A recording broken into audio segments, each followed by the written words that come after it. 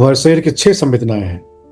आंखों की संवेदना है जो देखने का कार्य, दृश्य, जो हमारे मैंने बताया था ना कि जो ऑक्सीपिटल ब्रेन है उसमें से भी कॉर्टेक्स हैं, ठीक है, Yes. जितने भी सेंसुअल कॉर्टेक्स हैं।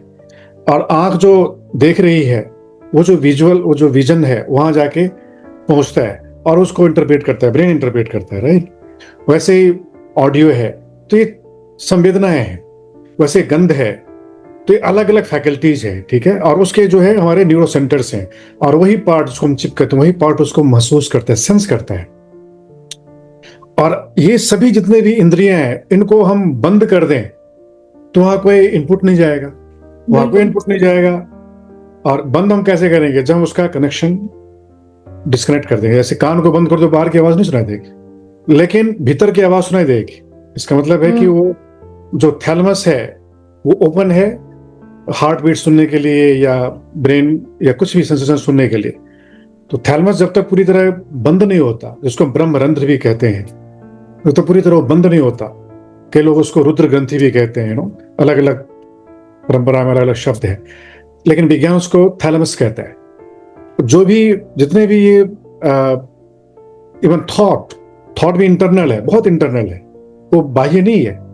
दृश्य बाह्य है, शब्द बाह्य जिसको ध्वनि कहते हैं वो बाह्य है, गंध बाह्य है, रस या स्वाद बाह्य है, या स्पर्श जो भी तापमान है वो बाह्य है। लेकिन भीतर भी है, भीतर भी चल रहा है, भीतर के भी तापमान है, भीतर भी ध्वनि चल रही है, भीतर भी दृश्य है जिसको हम विजुअल्स कहते हैं। वो भी जो अंतः प्रकाश है, जो भीतर जो प्रकाश है हमारे, जिसको हम आत्मा का प्रकाश कहते हैं, वो भीतर है। उससे जैसे जब आप सो जाते हो, सपने देखते हो, वो प्रकाश कहाँ से आता है? भीतर से आता है, वही प्रकाश है। लेकिन जब आप नींद में, जब सपने भी नहीं आते तो वो प्रकाश भी लीन हो जाता है। तो इसको आप प्रैक्टिकली आप ऐसे देखो कि ड्रीमलेस जो स्लीप होती है वो समाधि जैसी होती है, समाधि नहीं होती, समाधि जैसी होती है। तो उसमें क्या होता है, जितने भी सेंसेस है या प्राण है वो सब एब्जॉर्ब हो जाता है।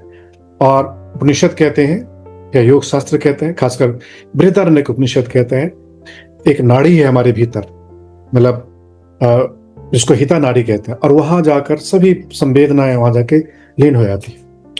उस समय शरीर में कुछ भी चले पता नहीं चलता। तो जो बाह्य संवेदना है वो ब्लॉक हो जाता है, जो अंतः संवेदना है वो भी ब्लॉक हो जाता है।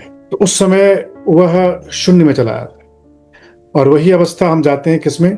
समाधि में, ध्यान पूर्वक धीरे धीरे, और सभी सेंसेस को विड्रॉ करते हैं। लेकिन सेंसेस इतने एक्सट्रोवर्ट हैं वो इनवर्ट नहीं होते।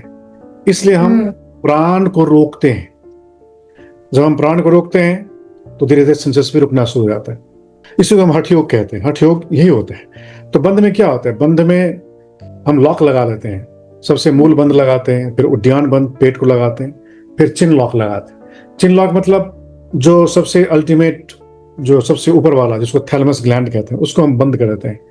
अगर वास्तव में लग जाए तो कोई सेंसेशन नहीं जाएगा, भीतर के जो विचार हैं वो भी नहीं जाएंगे, कुछ भी प्रवेश नहीं करेगा।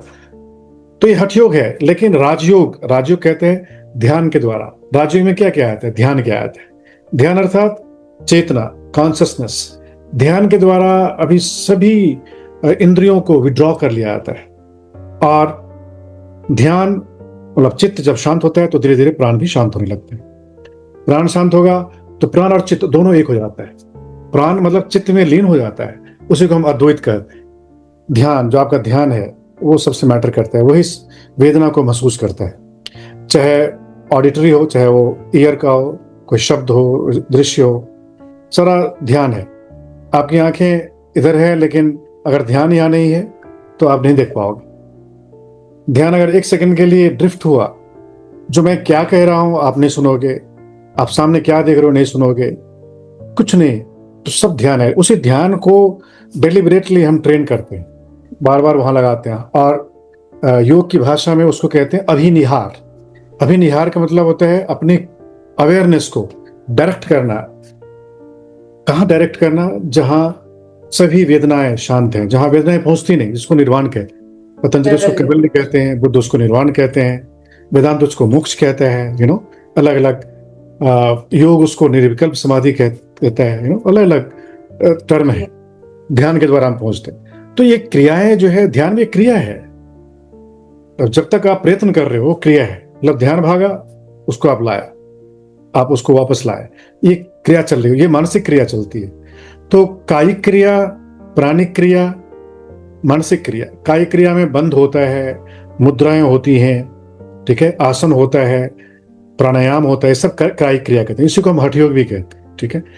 प्राणिक क्रिया और सूक्ष्मतम है, और जैसे जैसे प्राण शांत होगा वैसे वैसे जो चेतसिक क्रिया है, जो ध्यान क्रिया कहते हैं, वो भी संभव होता है या सक्सेसफुल होता है।